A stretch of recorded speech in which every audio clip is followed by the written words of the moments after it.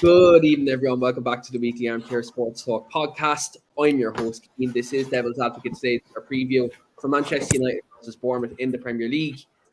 Great to be back. I hope everyone had a very good Christmas and also had a good New Year's Eve. I was riddled with COVID, but very happy to be back on the show. Very happy to be talking about United and also talking about United after a win. And so, look, very happy to be here today. So, I'm here myself today with my co-host Reece. And also, we're joined by a new face here on the podcast as well. We're joined by Sean Carroll, and you can catch Sean there below as well. So, look, we are here to talk all things tonight, and we will be chatting all the latest news topics and transfer news as well. So, hope you're all good today. Helly says, Happy New Year, everyone. Happy New Year, Helly. Very good to see you back. Well, hope you're well. First of all, I suppose, look, the first thing we'll chat about tonight is obviously Wolves the other day. Obviously, very good in the Premier League, 1-0. Marcus Rashford again, showing that he is rejuvenating. He's playing fantastically well this season. Reece, what was your overall thoughts, I suppose, on the performance, the result, but also, I suppose, Rashford coming off the bench, especially after I suppose the pre-match talk of him being dropped, and consequently, look, we found out what happened afterwards. But the fact he responded in a way that we haven't seen many players respond at United, considering all the stuff that's gone on within the dressing room within 18 months. I was actually, first of all, in the right way, like no disrespect, I'm actually glad he got dropped, because it's a signal that the manager's actually taking no shit to anybody. It doesn't matter who you are, whether you're a £90 million signing, for example, or somebody promoted from the youth academy, or just like a veteran of the game, like regardless of what your cost is. I mean, like, I respect that. Like, nobody should be exempt from a punishment, whether it be dropped for several games or just dropped from the starting lineup for that game, but it comes off the bench. I like that. It shows that the he's taken this very seriously, and I think that's something that has to be reminded to the players. Obviously, we saw it, like, for example, in pre-season, like Garnacho, for example, he's been a fantastic young player, like, rave about him all the time. Keane knows more than anybody, but like, his attitude was questioned as well, because he's like, came out like Ten Hag said, like, Garnacho's attitude was stinking the place out. Like, it was horrible, like pathetic displays of attitude, like moans when he gets subbed off, but like, he's an 18-year-old kid. Like, he's not a 23, 24-year-old like player who's getting to the point where they're going to be in their prime. Like, he's still a kid. He has to learn that he isn't going to play from the off every single game. If he starts a game, he should feel privileged. Like, if I was his age, playing professional football, playing for United, and I got taken off, obviously I wouldn't go in a huff, but I'd be like, well, it's the manager's decision. I'd be proud to be playing on the field, but when he does come off, he just needs to keep his level head. And I think with Rashford in the same circumstance, he doesn't do that. He just comes on, he comes off. But I like the response. I liked what I've been seeing. Obviously, I won't lie, I've at times criticised Rashford about performance, because it's never really been enough, because considering what I expect from a Man United player. But I said it to you in previous shows before that we've discussed on, like, if he can have a better season and prove me wrong, more than happy. It's more the club for me. I'm more about the player, like the club, than the player. But if the player can do more for the club and take us forward, then great. That's all I've ever asked for, and he's delivered a fair amount this year. I mean, 25 appearances, and he scored 15 goals, some of that, and contributions, like, so I'll take that. Like, that's so much better than last year already, so much better. And the break he's had from injuries as well, like the time off properly being managed, that's another good thing. And I'm hoping it just translates to the rest of the team, where you just keep working hard, you just keep doing what you're asked of, you'll improve. And the fact that he came off the bench and scored, when I did say in our group chat that I'm going to need coffee for this game, like, I was halfway falling asleep. We were not good at all. And he came off, got a goal, helps a lot. I also don't think his second goal should have been disallowed either. Like, I thought that was quite inconsequential. I mean, it's 2023 now. I can't say 2022. It's 2023 now, and the handball rule, I still don't get it. Like, it's changed so many times since I played it when I played younger. So I'm not even going to comment on the handball rule now. I'm just disappointed that the goal was ruled out. I think it was a legitimate goal, but it doesn't matter. 3 points. We're still in the top four, which is ahead. Like I said, we'd finish fifth. because I thought like we're still getting there. I said fifth would be enough as long as we win like a trophy, like preferably the Europa League. But the way things are going, we could get top four and potentially still win the Europa League. I'm not going to get carried away, but it's possible. And I like what the manager's doing, but 100%, like I like the response, and that's what a true professional is supposed to do. And I'm happy with that. Very happy with that. Yeah, like look, I think for myself, I love the way Ten Hag has dealt with all these different situations this season. Mm-hmm. And the fact of the matter is, you could be Harry Maguire, you could be Cristiano Ronaldo, you could be Garnacho, you could be Marcus Rashford. You could literally be the biggest player of all time. You could literally be the United club captain, record signing for a defender. You can be one of the best academy players to come out of the academy since the class of 92. It doesn't matter because there's certain standards, certain values that need to be met. And it doesn't matter who you are. And Ten Hag is setting that precedent right now that I think that's translating well across the dressing room. And look, it's something that we've lacked. I think if you look back, all these managers post Sir Alex, David Moyes didn't have the respect of the dressing room. Jose Mourinho fought with everyone just to suit his own ego. Louis van Gaal, he was a decent manager, but he isolated other players as well. Whereas, I think he had it and then he lost it. I think even though it was so early into his reign, he still had time off. I think he lost it when we got pumped off MK Dons. Like it still haunts me, that game, to this day. But like even before that, like his system was fine. And then the minute we got beat, 2 defensive midfielders.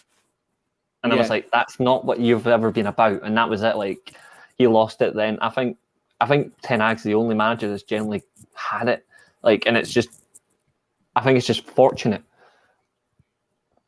Yeah, absolutely. We will get to the roast of Jamie Carragher in a while. Don't worry. I have that segment planned for the show, even though it's impromptu. It will be on the show. Yeah. But the fact that he Ten Hag is, I think he's had the full respect to the dressing room. I think since the get go. And look what, I know we're going to talk about Brentford in a sec.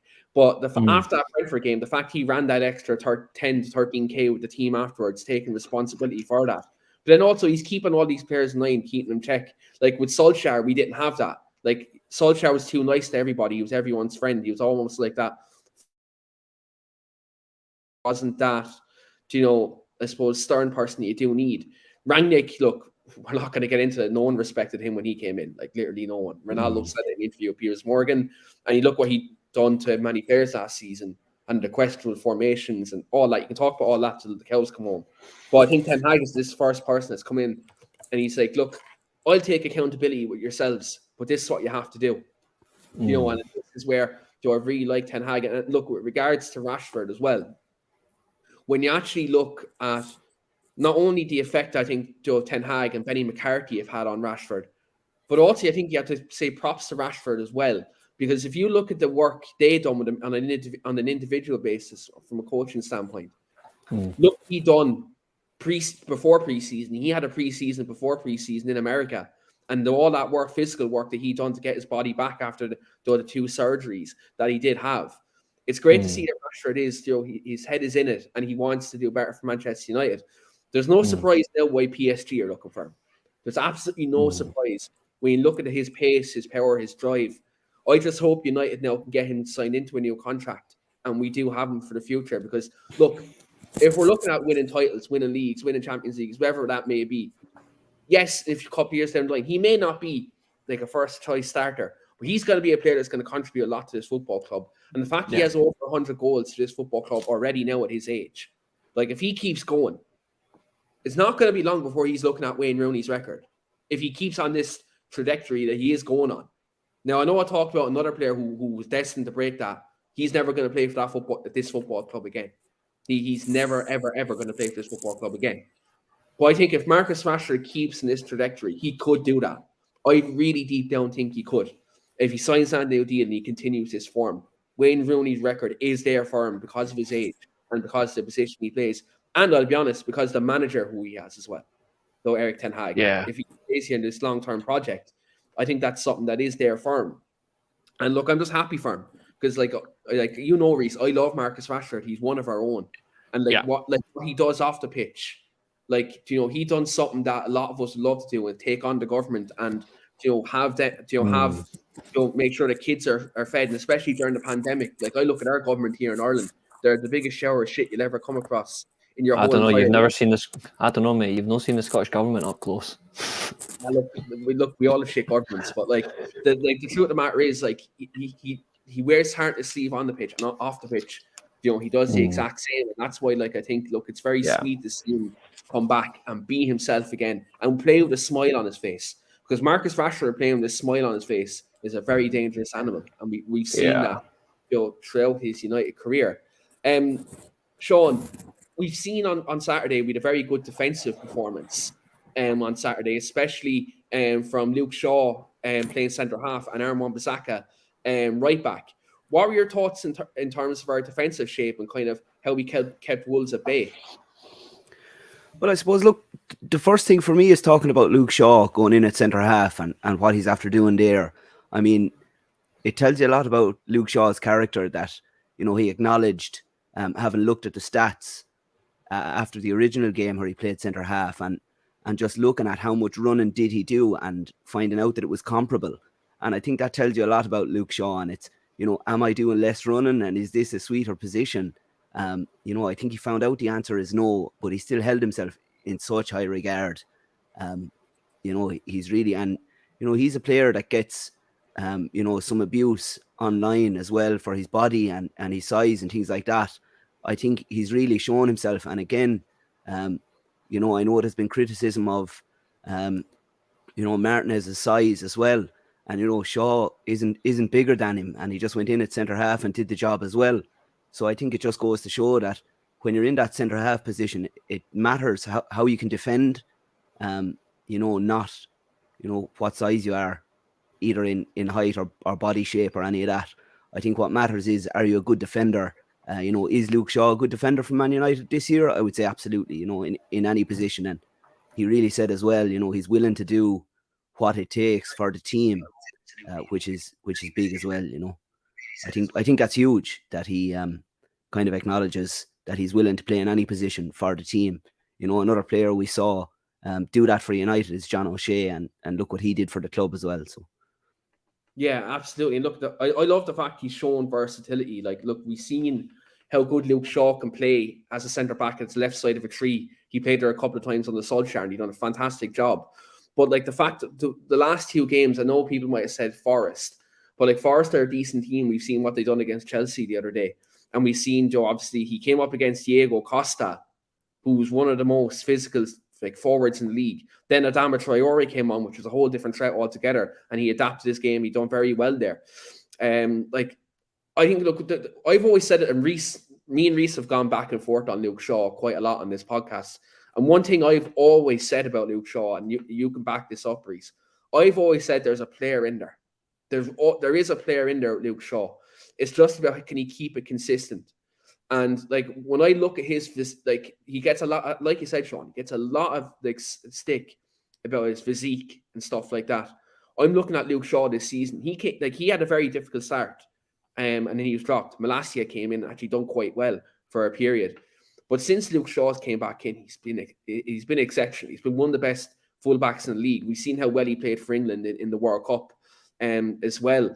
And you look at now, he's probably in the best shape of his career. And actually look at his body type right now. He's looking very lean. Like I was watching his interview with Des Kelly after the game, and he looks so like he looks so skinny.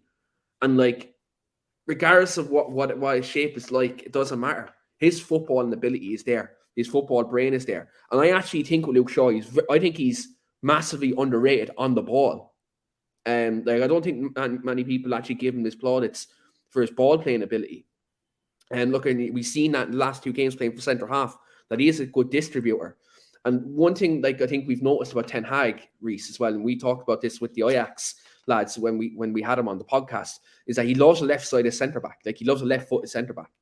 And like I think this season, Joe, like in certain games, maybe in the cups, you may see Luke Shaw play centre back when Lisandro Martinez isn't playing. Do you know, in that respect, that may be something we see, because I think like look if you look at Harry Maguire at the minute, he's not getting into the team. And look, I think Harry Maguire is actually still a good defender. I think there's a player in there too, but I don't think this system suits him. If you talk about high line, you know, and then obviously having recovery pace, I don't think Harry Maguire has that, and I think that's where his problem is in the system. I think Victor Lindelof is obviously a right-sided defender. He's never in a million years getting in ahead of Rafael Varane, as much as Lindelof has a good spray on him in terms of passing and like on the feet. I think he reads the game very well in terms of 1v1 defending. But when you actually look at Varane's attributes, how he reads the game, how he intercepts, he's a Rolls Royce. Victor Lindelof isn't that, and I think that's why, he's not getting into the team. And Maguire is obviously left side of centre half, but with the way Shaw plays and with how fundamental a left footer is to Ten Hag's system, I find it very difficult to see Joe Maguire getting back in. So look, it's a very good testament to Luke Shaw, and that he's got back into the team, and he's done very well. And look, he's shown versatility as well. And look, if he can keep this up, look, at the end of the day, we have Luke Shaw at the club, we've Tyrell Malacia, we've Alvaro Fernandez out on loan at the minute at Preston, who's doing unbelievable things for them as well. One of the best attacking left backs in the Championship. I think we're very stacked on that left hand side at the minute, and it's very good to see. Reece, I want to talk about Wan-Bissaka for a minute, just on his performances. He's come back into the team after, this season he's had a lot of struggle. He's had issues with illness, he's had issues with injury, and Diogo Dalot has just been absolutely exceptional this season under Erik ten Hag. What do you make of his return, and I suppose how solid he's actually been, considering he's after missing about 5 months of football? I'll be honest, I'm still not convinced by him personally. I just can't. He's had a couple of decent games, and I think he deserves these plaudits for that. I think he does. To be fair, any player who misses that period of time, no football, constantly criticised because he doesn't seem like an attacking player. His biggest attribute he was getting exposed for in his previous games that he was involved in, which is obviously his defensive side. But since he's come back into the team, he has generally helped, but I'm still not overly convinced. And I'll be honest, I don't think I ever will be. I think the fact that we look to him over certain fullbacks who are playing for the best teams in the Flaming League really does worry me. But judging by how he's played in the past couple of games, though, I don't think he's getting sold now. Not that I'm saying, yeah, we should sell him. I'm not saying we should, but I think if a genuine offer came in for him that would allow us to go and do something, then fine. But he has generally performed well in recent games, and I'm actually kind of glad because Dalot has needed a break. If we kept overusing him, he'd have been injured, and then our whole right side would have completely destroyed. We can't afford to lose some of that. So I'm actually kind of glad he's played well, but I'm not going to lie, I'm not overly convinced by Wan-Bissaka long term. I still think we need someone better, personally. Yeah, look, I think the long term, if you're looking at first team right back, I think it is Diogo Dalot at the minute in terms of his defending and attacking. He can do both. But I think if you look at it now, the way we're strapped for cash at the minute, we need a striker. I don't think it'd be. We should, yeah.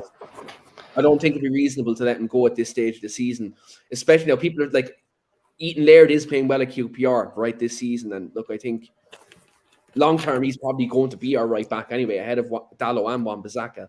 But I think so. I think Ethan Laird still needs an extra 6 months to play consistent football, and then come back in pre-season, and then do the job.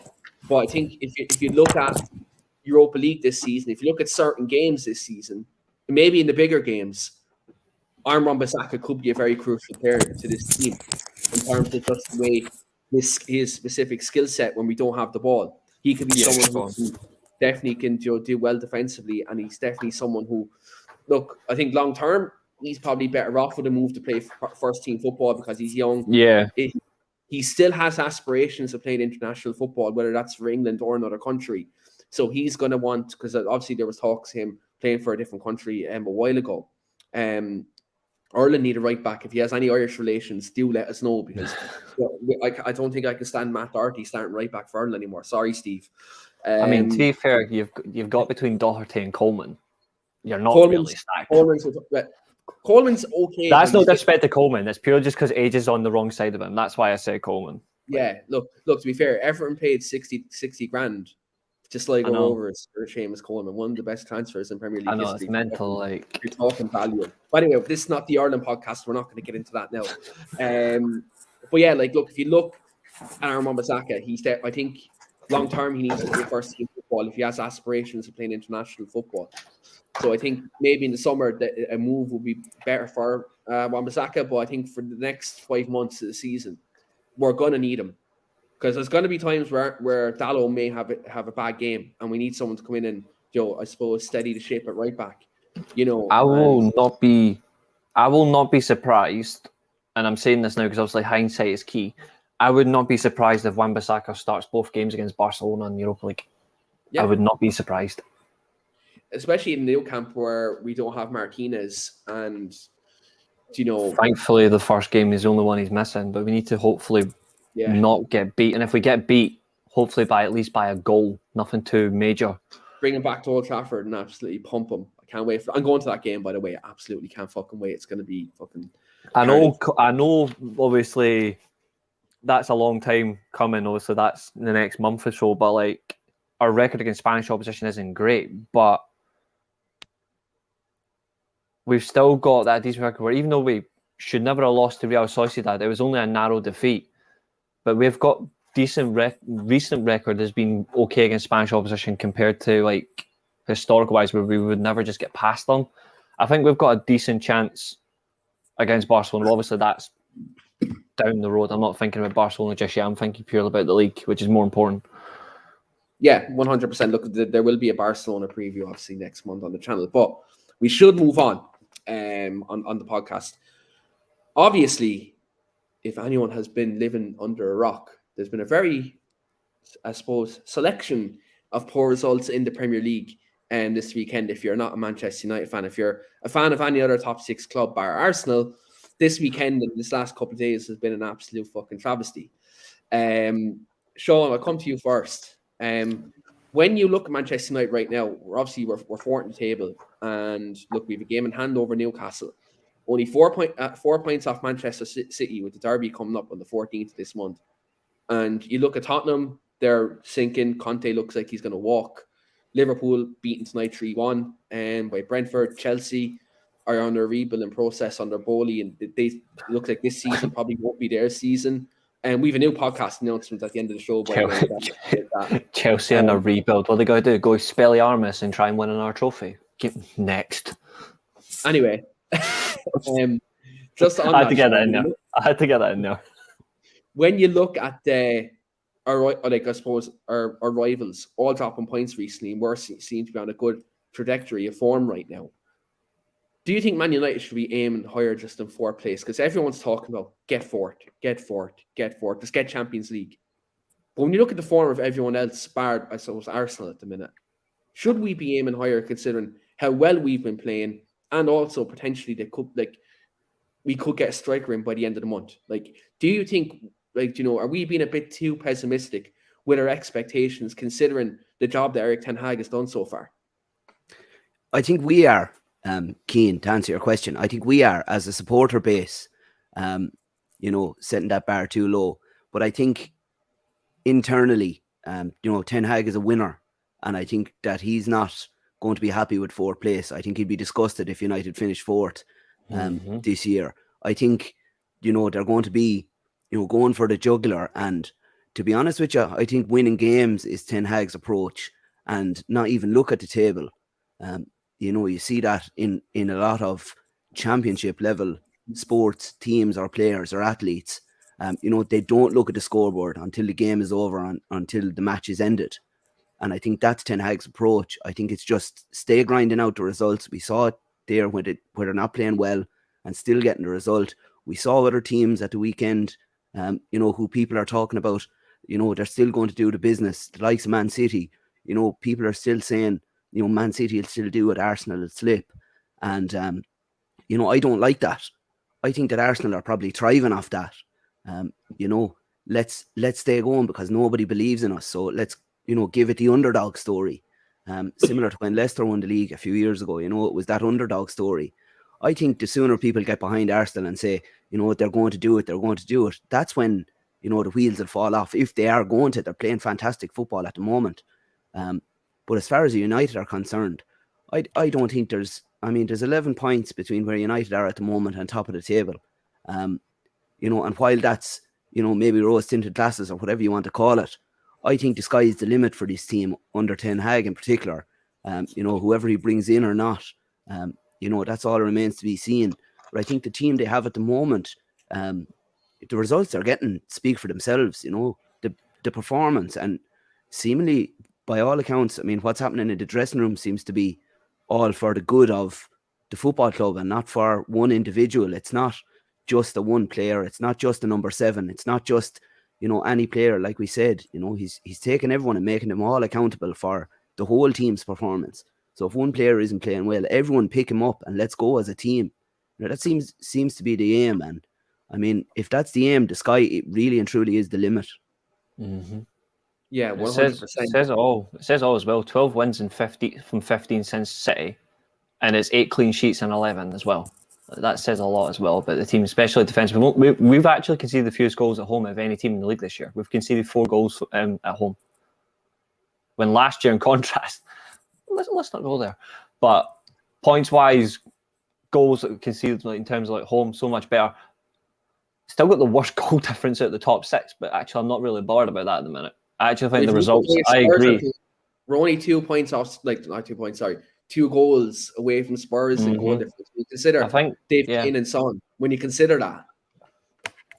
I know, exactly. And I still think I'm the same as you. I'm not really looking to the table at the minute because obviously I already knew where I wanted us to, where I expected us to finish in the league. So I wasn't thinking purely about, okay, we're 5th. A lot of people will probably think that our position right now is probably maybe not right or accurate because obviously in certain games we've just not been great. We've been lucky to go over the line. I'm not bothered. I'll gladly take a 1-0 win for every game for the rest of the season. If we it'd be funny.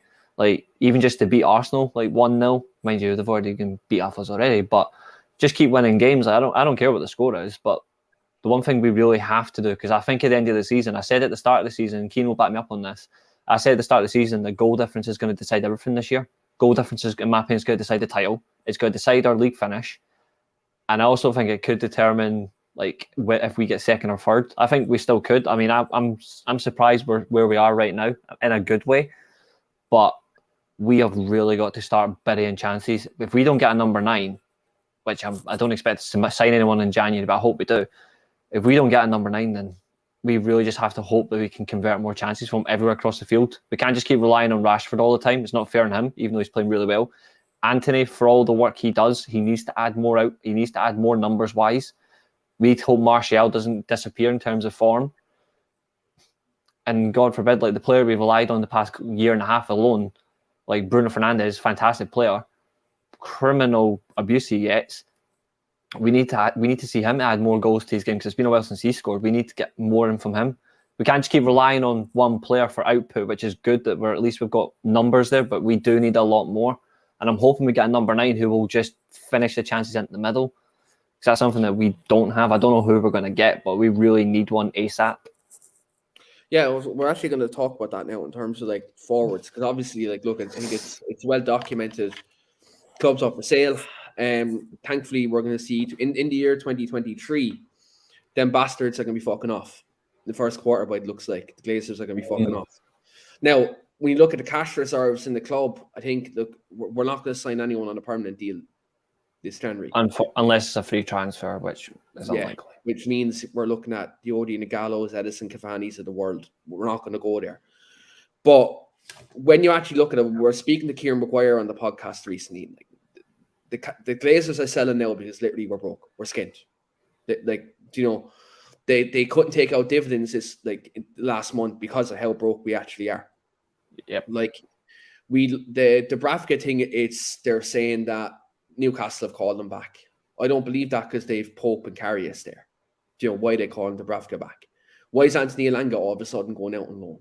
United are trying to free up funds to get the loan the striker in. That's just not the fact. Because why would we loan out Elanga when you're missing forwards? You lost Ronaldo, you lost Cavani, you lost Mason Greenwood, you lost all these different players. And why do you think Elanga's now going out on loan? Amad Diallo's already out on loan. Jimmy Hannibal's out on loan. Why would you loan out another player? What it all seems like to me, it's a smoke screen for a loan deal to come in. And to be fair, the João Felix rumours came out 2 weeks ago. I've had my ear very close to the ground in terms of United's interest. And 2 weeks before it broke, I was told that we are interested. A permanent deal isn't going to be possible, but I was told that keep an eye out for a João Felix loan deal. Consequently, the stories have come out now that obviously the João Felix loan interest is there.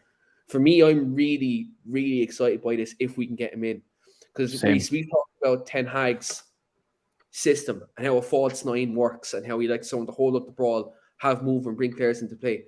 João Felix would be that. And I put out a tweet today and I said, it was simply please at Man United, and just a gif of João Felix actually ironically scoring against us in the Champions League last season. I would give the left of my soul, whatever's left of it, I would give it to get João Felix in. That's how much I rave this guy. I think he's fantastic. The fact that he's playing so well on a team that doesn't suit him as well says it all. And that does say a lot, even though it does not suit him. Regardless of the success Simeone's achieved, this style of football that style of football does not suit João Felix at all. If he was to play for us, he'd be much more free. That's something that he does need, and someone who thrives on. I generally think he would be excellent. But if we don't sign him and he goes elsewhere, then I will find a rifle and I will go hunting. But I need to determine the target. Probably Richard Arnold, but we'll see. And Richard says here in the comments he scores a goal every 4 games, and this is something I want to bring up, Sean. Because is that Felix he's talking about, or is that when I mentioned the likes of Martial? No, it's João Felix. Now this is something I want to bring up. This is what I want to bring up because Richard says this is actually quite average, but João Felix, Sean, is playing in a very defensive system that's very pragmatic, and it doesn't actually. When you actually look at the stats of the Atletico Madrid's attackers. The goals are shared out amongst them all. There's not like a serial goal scorer because of the way Simeone plays. When you look at João Felix's skill set, Sean, and you look at the way Erik ten Hag plays football, do you think he'd be able to up that average, considering he'd be in a much more free system and he'd have creative players like Christian Eriksen and Bruno Fernandes behind him who would be able to provide a platform for him to score a lot more goals? There's no question about that. I don't think Keane. I think his output, it's not. I don't think it's near what it would be if he was in United, the current United team, with the kind of midfield three you see week in and week out: Fernandes, Eriksen, Casemiro. Just think of the balls that are going to be pinged in to him up front for United if he's going to play there, or even on the wing, because he is versatile. But what damage can he do as a striker in the Premier League with that kind of supply? That look, I know he has the Paul there at Atletico, but I mean, what else is he getting as far as supply goes? He can be the best individual player in the world, and if you're not getting the supply, you're not getting the goals. It's as simple as that. I mean, it starts at the back and works its way forward. Yeah, you look at his stats. To the comment that was made there, he's 13 games played in the league, 4 goals, 3 assists. Martial, meanwhile, is 7 games played, 3 goals and 2 assists. Felix as well has 5 yellow cards to Martial's 0. But again, you're talking about what he does off the ball, and I think you can be a stat merchant all day and talk about stats. But if you're watching games, you see what players do on and off the ball, and I think players do more off the ball a lot of the time than what they get credit for. When you look at just the stats, it's one thing that irks me a lot of the time, and then when it suits me, I go to the stats. But when it doesn't, in this case, I'm saying I like Felix. I think he's class. I think he'd be a super addition to United. So I agree with Reece completely, and I don't think stats are what we should be looking at here. I think if you look at what he did in Europe last year, I think it was last year, maybe the previous year. Just look at the goal he scored against us. He done it on his own.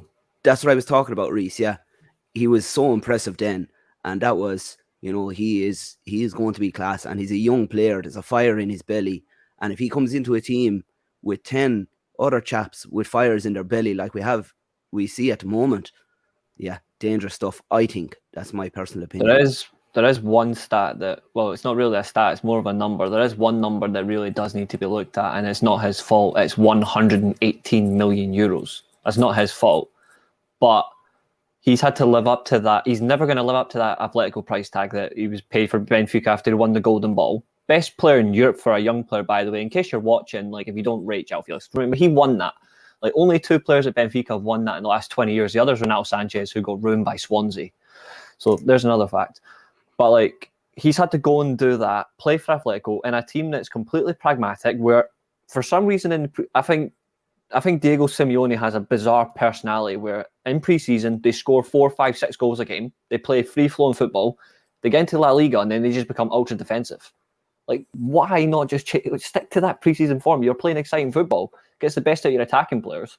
You would actually see why people genuinely like watching João Felix. Now, I get Richard's comment about goal every 4 games is average. And to be fair, I don't disagree. That is not a particularly great stat. It's not. Considering the amount of money that he's generally cost, nice one. The genuine value for a player like for his age, yes, he should be scoring more goals. Yes, he should be supplying more assists for it because he plays in the front 2, whether it be Correa or Griezmann. That's not wrong either. He should be doing more of that. But the fact that at such a young age where he cost that amount of money, he's had to live up to that. He's playing in the third best team in Spain.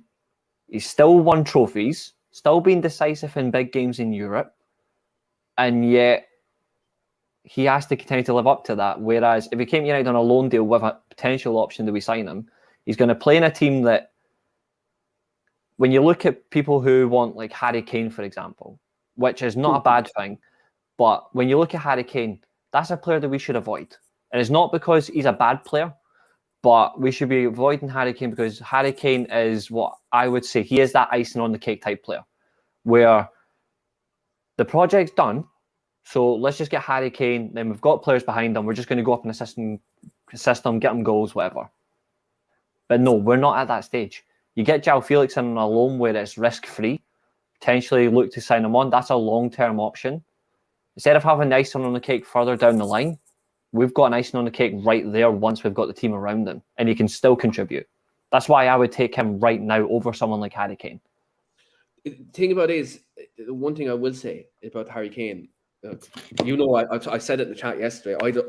Just for the vibes, I'd have to get Steve on here. He is excellent though. I won't take that away, but that's why I won't have Kane right now. It's that reason. Yeah, I think the thing about Kane is if we get new owners in and we absolutely splash out for a world-class midfield, if we get like the likes of Jude Bellingham and Frankie de Jong, then I'd be like, get Harry Kane in now, statement signing. But I think like, look, João Felix, you can get him in and he can start banging in goals and thus helping the overall team. Then look, 110%. I can look at Harry Kane and I can say, right, maybe if we could need you, but I think having João Felix in there, he has the age. And where are you? This is a great one. Actually, I'm going to bring this comment up. Our lovely, distinguished Chelsea fan, Evan Farry. Where are United fans on developing youths? Right. Let me just bring this comment up. Alejandro Garnacho came off from the FA U Cup winning team, and he's more or less playing every game. Evan.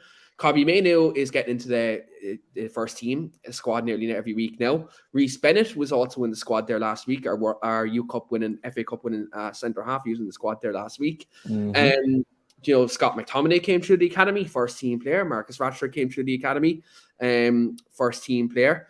Dubravka's leaving, so now our VTech is going to be in the squad. Yeah, developing youths.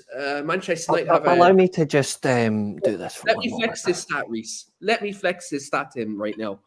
Manchester United have an academy player in every matchday squad since the 1930s. Have Chelsea October 1939 to be specific. Have Chelsea done that? No. With the great Cope academy that they do have. Do you know who the next best is? Do you know who the next best is in terms of Premier League clubs? Have a guess. For you players. Mm-hmm. Their stat no longer continues, by the way. That ended, I think, quite a while ago. But have a guess who is the next best in terms of like who would have been next best? Have a guess. Crystal Palace. Nope. No, who is that? No, keep going. Keep going. You won't get it. This is not a Reece Russell fucking quiz. Just tell me who it is. It's Everton. Everton. Yeah, that makes sense. 2,500 games they played in a row, uninterrupted, with a youth player in their first team or subs bench in every matchday squad. It was like 2,560 games, something like that. Yeah. Chelsea weren't even top 5 From what I and like saw. Chelsea have this like world-renowned academy, but like people in glass houses can't throw stones at them. Like if you're gonna come at us with a youth academy comment like that, please have fucking receipts. And also as well, don't come at the king unless you have something to back it up. Like, come on. I'm taking one out of Ariel Hawani's book there, that one. But He's also running the youth team as well, which is generally important. It's exactly what we've done at Ajax, the young Ajax. He's doing the same thing with our youth team, which is exactly what we should be doing. He needs to run that. He needs that control. Yeah, absolutely. Where were we? Coven, he's just taking the piss now at this point. Evan will be back on the show on the Talk League podcast very soon. By the way, I'm going to get him on. He's some little troll he is.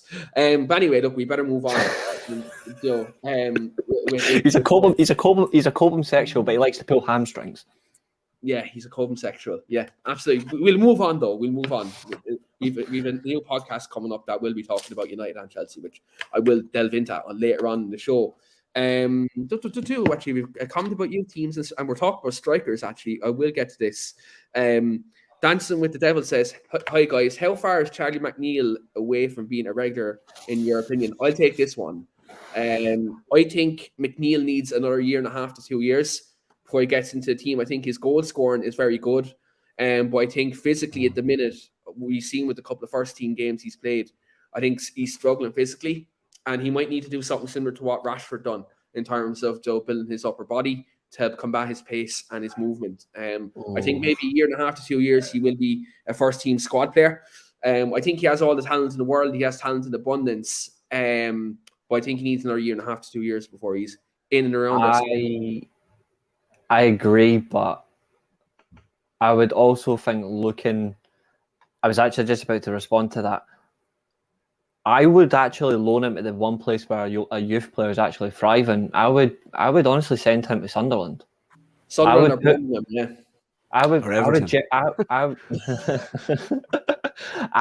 genuinely put McNeil in the Championship now. I think, if anything, we can't afford to just keep him in the youth team. And it's not because the youth team's bad or anything like that. It's not. It's if he is generally going to be that number 9 that we can look to in the future, like coming off the bench and then starting games, being an effective forward, he has to go out there. I think Garnacho should be not directly the Phil Foden of this team, but he should be used like Phil Foden. I've said that numerous times to yourself, Keane, where he should be in like periods of games, like spells and minutes, and then start him in more games till he becomes a first team. Middlesbrough's not a bad shout. Not bad. They're playing champagne football at the minute. Not a bad shout, but I think right now, with the fact that he's just getting into his stride as a manager, it's not a bad thing. I think the more experience of Tony Mowbray with what he's done with Amad Diallo would actually be a much wiser decision at the minute, because he's actually doing really well. I mean, I don't rate Tony Mowbray as a manager. I think he's absolutely awful. But what he's doing with younger players generally does help, and I think he's got that experience of managing numerous clubs where this is his first big role. I wouldn't thrust McNeil on him just yet. I don't think that would be a wise move. Not a bad shout though, but I would rather he went to like the Middlesbrough or even to like League 1, League 2. There's some good clubs in there, the likes of Bolton, Leyton Orient. Like there's some clubs in there they can generally go to just to improve his physical sense. Yeah, and then work his way up. I just think that Keane saying that Middlesbrough are playing champagne football. Middlesbrough and champagne football, I don't know, maybe Prosecco football or something like that. Champagne football. Carrick has taken Middlesbrough from 22nd in Championship Sport, and he's done really well there. I agree. He's playing really good football, and I always die in the hill, and Reece argues with me this the whole time because he's a Ralph Rangnick man. Me and Shane Dowdy were on the podcast last season. Here we go. I'll die in the hill that Michael Carrick should have stayed in as interim manager last season. Instead of Ralph Rangnick coming in, we would have got 4th place. But we're not going to go there. We're not going to go there because Reece will end up coming at me. Here we go. Reece will end up coming at me. Before we're going to talk about the Bournemouth game in a second, but I'm just going to take a couple of comments here. Niall says, what's happening with the sale of Manchester United? I heard David Beckham has something to do with it. So there has been rumours going around at the minute that David Beckham is trying to get a consortium from Qatar to buy Manchester United. Now, again, look, there's split opinions at the minute in terms of what type of owner, where the owner want to come from, and I suppose there is I suppose, concerns some Manchester United fans, and quite rightly so, about the owners' backgrounds and human rights and stuff like that, which, look, I echo them concerns. It's completely acceptable. The one thing I'd say about this ownership thing, especially if David Beckham is fronting it, like if David Beckham can get the right people in who will respect the history and the traditions of the football club, but also obviously get Manchester United back to where we want to be, I think it could be very good for everyone. And look, David Beckham, when I look at David Beckham as a person, I don't think he'd want to get the wrong people taking over Manchester United. I think he would have the club's he's got best good experience to run the club already. Every time if I'm up that late, good shout, Anderlecht. Vitesse Arnhem in the Dutch league, they're another good shout. But in terms of like every now and again I get the chance, I like watching Inter Miami play, and he runs that. Just honestly, dancing with the devil. Like, you've got no idea what I would give for David Beckham to be an owner of United. Trust me, you've got no idea what limbs I'd go to. But in terms of what he does, he runs Inter Miami really well. With his people as well. He's got a team that runs it. It took him 3-4 years just to get the club settled, get the stadium built. Brilliant stadium. It's on my bucket list. If I go to America, they've got things settled there. And I think the fact that he's also given time with what he's got management wise, they're not looking to just get big signings in. They're trying to build from within Miami, looking around and then developing and work their way into things. Obviously, and I think that's smart. But the connections he's got as well in football literally would do United a great deal, especially for an ownership wise. Not to mention as well, in terms of just player recruitment, he would get a lot. Generally what you need. Even if he was the front of it, with whoever's in the background, I've got no issue with that at all. I would gladly sing and dance in the rain. I disagree with that completely. Go and die. Beckham getting involved. I just think that, similar to when Ferguson retired and he went upstairs, that big character up there, if it was me, I'd prefer to have a silhouette with deep pockets. This is not for you, by the way. This is not for you, by the way. That's fine, Reece. You can call me what you like as long as you don't call me at 5 o'clock in the morning. It's not for you. It's not for you. It's for him. What I'm saying is, I prefer a silhouette with deep pockets than a face, particularly a famous face like Beckham, who has history with the club. If it's me, stay a million miles away from it. I don't want a celebrity. I don't want anything. I just want nobody with deep pockets. That's all I want. That puts money into the club and allows Ten Hag to be Ten Hag downstairs and not sitting in the gallery calling the shots and pulling the strings. And even at that, I don't think Beckham has the head for that. Look, I might be doing him a disservice, but in my opinion, does he have the brain to do something like that on his own? I would say probably not. Here's the question I've got for you then. Well, here's the question I've got for you then. Come to the comment first there, Reece. Dancing with Devil, say Amazon or Apple? What? Jeff Bezos or Tim Cook? Again, I'd rather Beckham to the two of those, to be honest with you, because at least Beckham knows something about football. I'd prefer not to have a mobile phone company or a glorified grocery shop in charge of my football club. I'd prefer a football person, but at the same time, look, complete silhouette in my opinion. But here's the question I was going to ask you, right? Because obviously you've got with Newcastle, for example. Oh. Now, as a proud Scotsman, by the way, I've had a similar comment like this before. I've been called a Liverpool. I've been told I sound like a Scouser, and I've been told I sound Welsh. I felt genuinely insulted. But now you're getting this. Trevor slags all of us on this podcast. He actually hasn't been in the comments in a while, so I'm actually glad to see you back, Trevor. But Sean is actually from Ireland as well, Trevor. He's from Tipperary as well, so he's not Welsh. A fierce Welsh accent. I can't. I'm sorry, but I Trafford. And the Helly says I Trafford as well. If that's right. What I was going to ask, right, is, for example, Newcastle with their state owners, Amanda Staveley is the person who obviously runs it from within. So they've got that person who's in there, really good with the management side of running run the business. She's also got money herself, but she isn't the big fund behind the club, obviously. But if that was to happen, United were to get a state owner, would you rather have somebody that at least understands the club still in a front with them, or would you still want a silhouette, but even if it meant having a state owner? Like, that's what I was going to ask you in that sense, because we've seen it with them. Like, it's one thing having a state owner, but then also having somebody who's at least familiar with it. And I think that's why they've got Stavely in. But I think for United, generally, if we did get a state owner, would that be the case? Or would you be like, well, fuck it, just go all in? I don't know, Reece. I want someone to bring the club forward. I want someone to make a future for United, not someone to reminisce on the past, to sit on a rocking chair, with a cigar in hand going, I remember this club 25 years ago when they were, just make us a future. To be honest, I don't care who it is. Who would you ideally want as an owner then? Geez, if I had enough money, I'd buy it myself. I mean an absolute nobody with deep pockets. That's who I'd like to see. Someone that made money, and I don't care crypto. I don't care what they made money in. If they were selling Rice Krispie buns and making loads of money doing so, then fantastic. Someone that has a business brain that's willing to, throw money at the club. And I'm not talking about exorbitant amounts of money either. I'm talking about enough to make the club profitable and to bring it to that place where we can buy players. At least to have the funds there to buy the best players in the world if we choose to do, but to develop the youth as well alongside that. That's something we've done really well in the past. Yeah. And it's gone away a little bit over the last few years.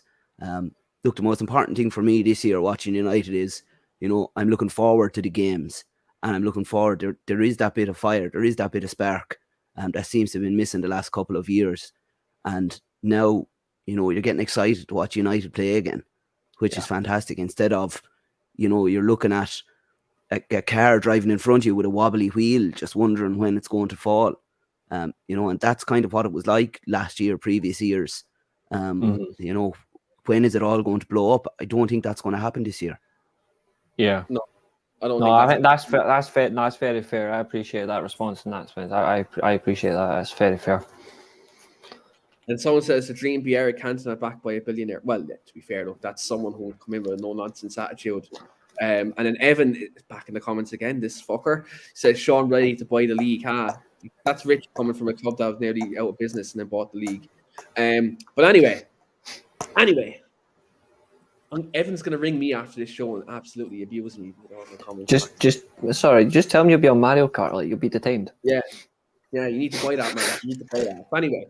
Bournemouth tomorrow, lads. Obviously, look, it's with the results that have happened in the league this weekend. It's been I suppose, a very opportunistic time for United to have Bournemouth at home. Reece, obviously, with Scott Parker, consequently getting the sack. Funnily enough, now he's a Champions League manager. Getting hired, which I told you about. But since then, their form has been a bit topsy-turvy, and they've had a couple of decent results, but overall, they're still struggling. At the moment. When you look at our opponents tomorrow, and just briefly, before we get to our starting 11 and score predictions collectively, what you make of Bournemouth this season, and do you think, are they going to be another glorified Norwich City where they'll have a good season in the Championship, and they'll just yo-yo between the Premier League and the Championship, considering kind of their struggles at the minute? I really hope that's not the case, because I am sick of yo-yo clubs. I'm sick to the back teeth of them. Like, I just want clubs that actually to come up and just want to actively stay in the league and prove it. Like the likes of Fulham, or at least are learning that lesson. I don't think Bournemouth are going to be the case, though. I think the fact they've got new owners in as well, like wealthy owners, I think they will look to try and strengthen the team with proper quality to stay in the league, but it's going to take them a bit of time. You should hear him, man. I hear Sean on a daily basis. The analogies this man comes out with is just fucking amazing. We definitely get a book going of Sean Carroll fucking analogies. Be fucking brilliant. We must get a segment on the podcast for that. But continue. Certainly possible. I don't think Bournemouth are going to be the case. I think they will just survive though in the league. I think there's teams worse than them. I actually think Everton are more likely to get relegated than Bournemouth personally. I think West Ham are more likely to get relegated than Bournemouth, in my opinion. I think they're actually worse and they've got better players. I think Bournemouth are just ticking along as a team. It's just that it's a case of if and when. They could still go down. That's not a denial on them, they could still go down. But I agree, like with Hell in that sense, like we do need to take advantage of results of the weekend, but we've seen this before, and I really hope it doesn't happen. Where the advantage comes to United and we just don't take it. I really hope we take the advantage, get us going. Sheffield United. It's there for the taking. Swansea. There was all these games where Yeah. we need that win. We're playing against a team we're fancy to beat, and then we get bet. Blow it. Remember, we bet City after the derby. We bet City in the derby, and there was still that kind of. There was a little chance that we could, if we win, we can keep putting the pressure on for the title. That happened. City went on and won the league. Yeah. And they, again, we were top of the league against Sheffield United there 2 years ago, and then we lost at home, 1-0. Yeah, 2-1. Sorry, but yeah, it's one of them where it is kind of. They still creep in your mind, and that's what my concern is. I'm hoping that that's not the case tomorrow. I think we really need to go and give it a go. But like the madness of the league, yeah, exactly. You're completely right, dancing with the devil. Like we need to take advantage of that. I don't think Bournemouth are going to get relegated. Like they could end up getting relegated, though, but I don't think they will. I think they'll just survive. I think they're fighting to stay in the league. I don't think any team in their position is actually showing any sense of wanting to fight to stay in the league. I don't think Everton are showing fight at all. I think, frankly, they're just useless. I think West Ham are just lucky that they've got a couple of players now who could snatch them a point. I think, even God forbid, even Nottingham Forest are actually putting more of a fight, but I still think they're getting relegated. But like, when I just look at Bournemouth, the new owners coming in at roughly the right time of the January transfer window, if they want to stay in the league, now is a perfect time for them to set like an example of that and just strengthen it. I think if they were to get a couple of defenders in, maybe an attacker, like that'll suit them really well. But yeah, I don't think they're going down. I think it's just the fact that they're fighting as well gives them a good chance. And the new manager, like Gary O'Neill, whoever it is, like hopefully you can keep them up, because I like a team that fights. I'm sick of yo-yo clubs. Like the fact that Norwich aren't coming up next season is fucking beautiful, because they're another example of just plain don't bother coming back. Like I'm sick of clubs like that. I'm plain and sick and tired of it. Yeah. It is. It's one of them where I think I'm getting sick of clubs going up and down, just living off parachute payments, as Gary Egan would say. That's literally what they're doing at the moment. I'm glad Fulham have changed. I'm glad Fulham have came up and decided, we're not like that anymore. Like they've come up and they've actually got into the league. They've brought in Premier League experience and they're looking to stay. And I'm genuinely glad with that. Yeah, like Reece, I jumped out my link by accident there, and I was clicking a comment. We nearly had a technical difficulty there, but yeah, look, it's interesting to see what happens. Do they become another Norwich, or do they stay up? Do like Brighton and Brentford have done in the last? I heard they're looking to build a new stadium as well.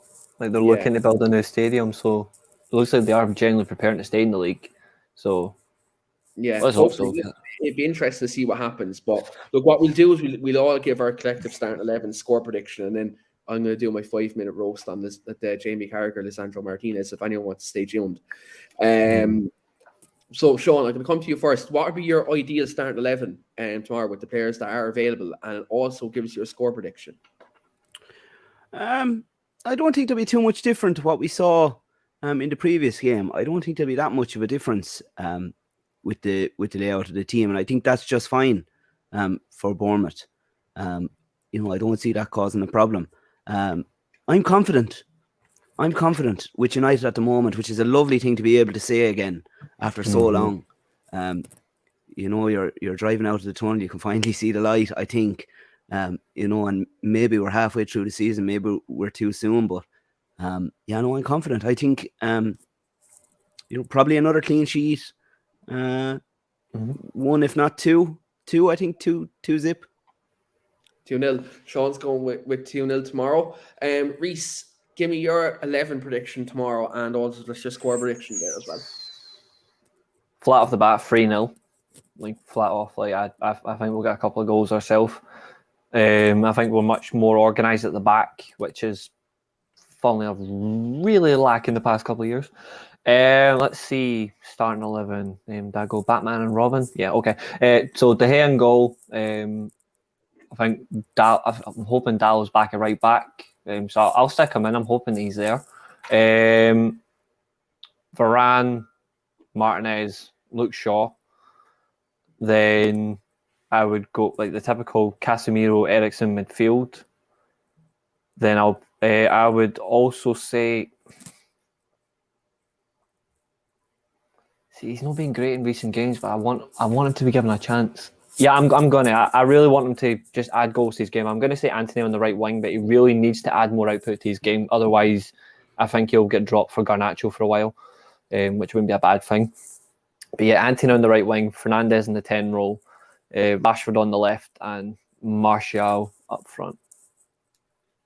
Absolutely. So you're going kind of the same kind of 11, and we've been going with the last few weeks. Yeah. I'm going to go. What you said, Trina, that you already got your score predictions. That's great. I'm going to go De Gea. Obviously, in the net, Dubravka was never getting a chance anyway. I actually think Dalot, even though he's only back in training, I don't think he'll start though. I think he'd be kept for the next game. Yeah. Couldn't be a bad thing. I think he'd be brought back in for the FA Cup, to be honest. By the way, I finally sold my tickets for that game. Finally, took me a while. I go Wan-Bissaka right back. I go Varane, Martinez centre half. It'll be Luke Shaw left back. I think Martinez come back. He's had a full week's training now, so I think he'll be back. As opposed to Dalot, who've been there a few days. It'll be same midfield three. I'll go Casemiro, Eriksen, Bruno Fernandes. Front three. Yeah, I think it'll be Anthony, Martial, and Rashford. Saying that though, very like what Reece said, I think Garnacho could start as well. Because Rashford's actually done okay on the right as well this season now. No, I prefer him on the left. But if he was to drop Anthony, which I don't think he should, by the way, I think he actually deep it. Like Anthony had a lot of time off. He had an injury, and then he didn't play in the World Cup. He hasn't had a lot of match sharpness in the last 6 weeks.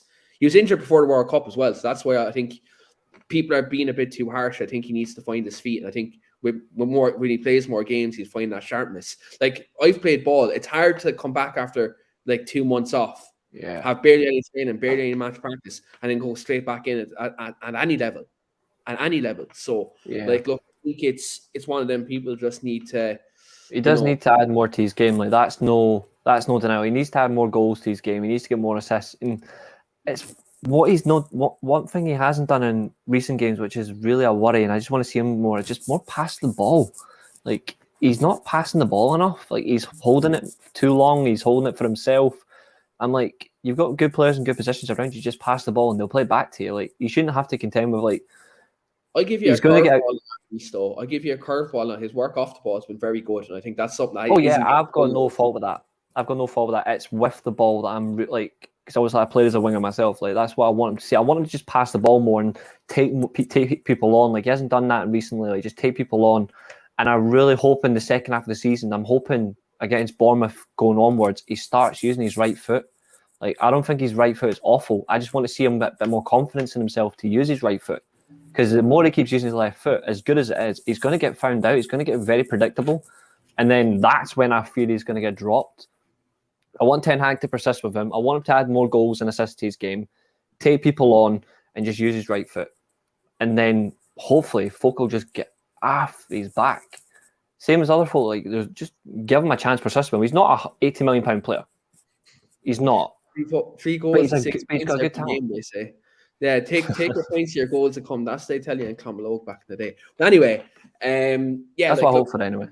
Look, we have a bit of depth in the inside forward positions. We've Rashford, we've Jadon Sancho's on the way back, we've Garnacho there. Martial can play on the wings if we do get a striker. Like so, Bruno's been in enough has played out on the wing. We have all players who can do a job. And like, look, Reece is a winger. No wonder he loves Dan James. Absolutely. Fuck off. I just wanted to get that in there.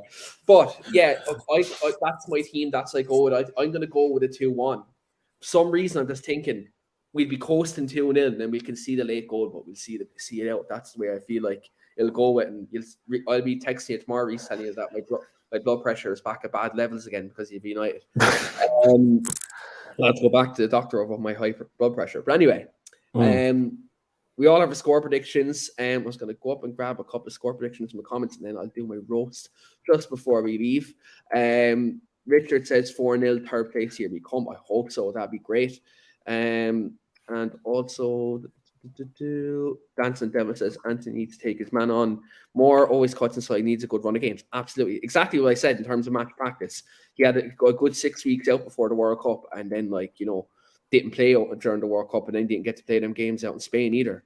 So look, I think at the minute, I think people need to be very careful of what they're saying, because I think look, he's someone who we've paid a lot of money for. He's still a young player, and look, we've seen what happened. Jadon Sancho, he's struggling on the pitch, and he's also have mental health problems as well.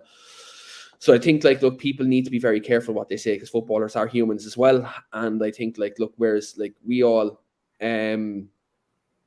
we all have our own day-to-day problems as normal people, but footballers are also people too. And I think we need to be very careful in what we say, especially on platforms like this or on social media and other things like that as well. But we have Keane, if you take a couple of weeks off any job, you're not going to be, you go back going, how do you do this again?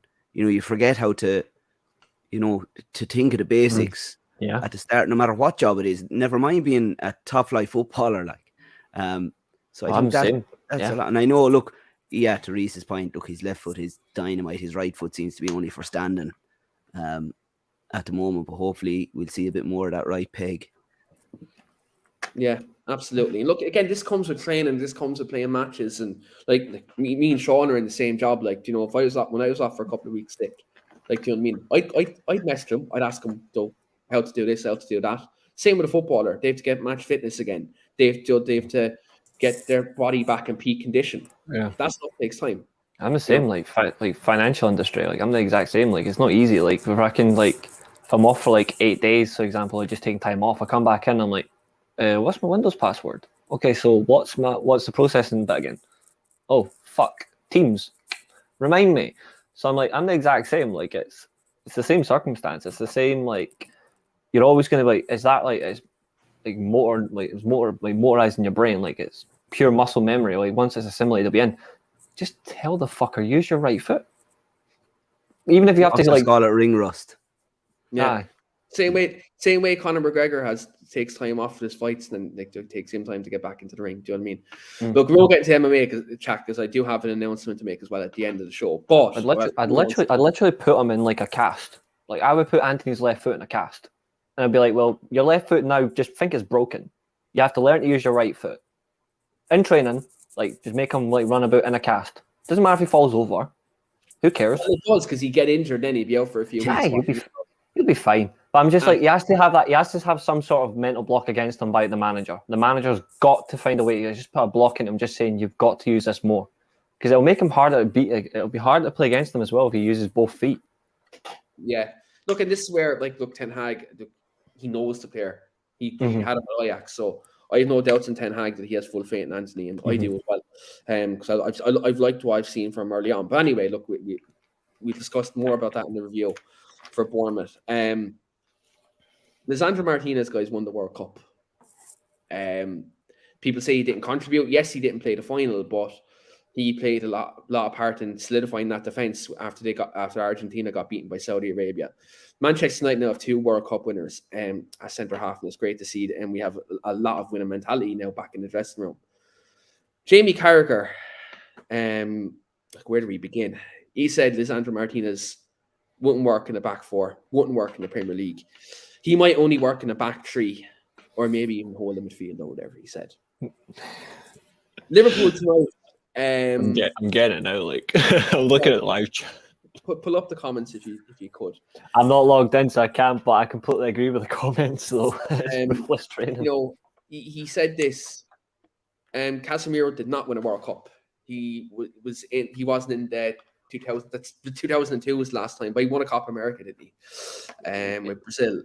But yeah, with Jamie Carragher, he said that Lisandro Martinez is too small, could never play in the Premier League.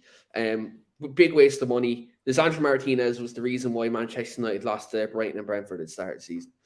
Right. Just for the audience here, who's listening live and listening on the replay, what was the result in Brentford and Liverpool tonight? Reece, can you answer that for me? Who won that match tonight, by the way? Brentford 3-1, I think. 3-1. Which centre half was hooked off at half time? Van Disney. Virgil van Disney. Okay. Or Virgil van Dead, as I've called him for the past 8 months. But yeah. Yeah. And yeah, he had an absolute stinker. Now, Jamie Carragher, you haven't replied to my tweet. Over 2K people have interacted with this tweet. Actually, it's got over like 50,000 views at the minute. And Jamie Carragher, I want you to answer for what you've actually said. United People TV have called you out. Stretford Paddock have called you out. I'm now calling you out. I've also called him out before. Yeah. I think this is about time, Jamie Carragher, you actually do need to answer for your criticism of Lisandro Martinez and actually admit that you're wrong. Manchester United have been a much improved team with him as centre-back. I suppose Harry Maguire coming out at the team and Lisandro Martinez taking his place. I think that speaks volumes. I think you have to admit, looking at Liverpool's vulnerabilities in defence this season, that you were wrong about Martinez. That he can play in the Premier League. And the fact that when we played at Old Trafford, he pocketed Mo Salah, he pocketed your forwards. You got barely anything off Lisandro Martinez. And the fact that United are ahead of Liverpool in the Premier League right now, I think we're 4 points clear. Could be 7 by this time tomorrow. Carragher, you have to admit you're wrong. You just have to come out on Sky Sports, on Twitter, whatever platform you wish to use. Or look, I'm extending an invite out now if you want to come on this podcast. We can have a civilized discussion on Lisandro Martinez and his development of Manchester United so far. I'd be happy to facilitate that. But like at the end of the day, you have to admit you're wrong. You have to admit it was a baseless agenda because you claim to be a Liverpool supporter, but you're actually an Everton fan. Suppose his best mate Steven Gerrard, but don't let that tell you anything else. Look, this is where I extend this to Jamie Carragher. You have to admit you're wrong. You have to admit you had Liverpool tinted glasses on, with that comment, and just admit that Lisandro Martinez is in the top 2 centre halves in the league this season, along with William Saliba. I think the obvious question just to ask Jamie Carragher is, what does Lisandro Martinez actually physically have to do to make Jamie Carragher admit it was wrong? Yeah. Does he have to score a belter in the Cup next month? Does he have to fake an injury to claim he's the best centre back in world football? Because Martinez could happily do that. Like, Argentinians are fantastic at doing like the dark arts. He could easily fake an injury, and then people will cry wolf, and then he'll be the best centre back in football. Because that's all Van Dijk is. I mean, man gets killed by Pickford, then just there we go. Like, what do we have to do? Do we have to hire Jordan Pickford to just break Martinez, and then he'll be called the best centre back in world football? I hope it doesn't happen, but it looks that's where his agenda comes from. It's baseless. It's faultless. It's baseless, and it was prejudgmental. It's wrong. Think about this. In his statement, he says we shouldn't judge a manager or a player after 1, 2, or 3 games. But then in that same statement, he says, I don't think he can play in the Premier League. I don't think he can play back 4, maybe in a back 3. I'm convinced this won't work. But Jamie Carragher done this after 2 league games. 2. And he's a professional pundit. And look, to be fair, if I be honest about Carragher, there's a lot of good things Jamie Carragher actually says. There's actually a lot of good things he actually says as a pundit. Sorry, mate. I'm laughing at Dancing with the Devil's comment. I'll bring that comment up in a second. But Richard's also spot on. Joe, Carragher, even when he talks about United a lot, about the Glazers and stuff, there's a lot of stuff he's actually highlighted more than Gary Neville has. True. But this comment was just really baseless, and I think, look, at this point, it's embarrassing that he hasn't come out and hasn't acknowledged it. And he just has to do that now. And what colour is Carragher's World Cup medal? I don't know. He must have played it on FIFA or Van Dijk's even. Or Van Dijk's, yeah. It says it all. Like, Lisandro Martinez is early 20s, and he's won a World Cup. It took Van Dijk to 31 to make his first international tournament. Yeah, and he got beat by the world champions. Where's Van Dijk playing at the same age as Lisandro Martinez? Scottish Premier League with Celtic it was. Even though, to be fair, I love Celtic. By the way, generally good up here, prick. And anyone that says Martinez didn't play a part in the World Cup as well, he made a crucial block against, I think it was Australia.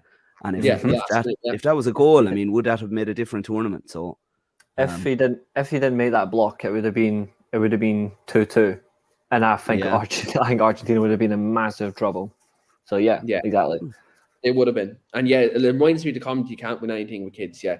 It's just a small-minded mentality. But like, look, at the end of the day, just remember, guys, just before I wrap up, Liverpool don't spend money.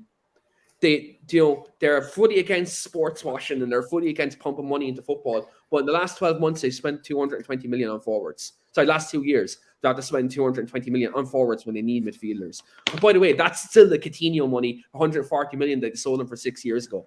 So, like, look, I rest my case. I rest my case. You don't need midfielders. They have Oxlade-Chamberlain, Milner, and Jordan Henderson. What more could you want?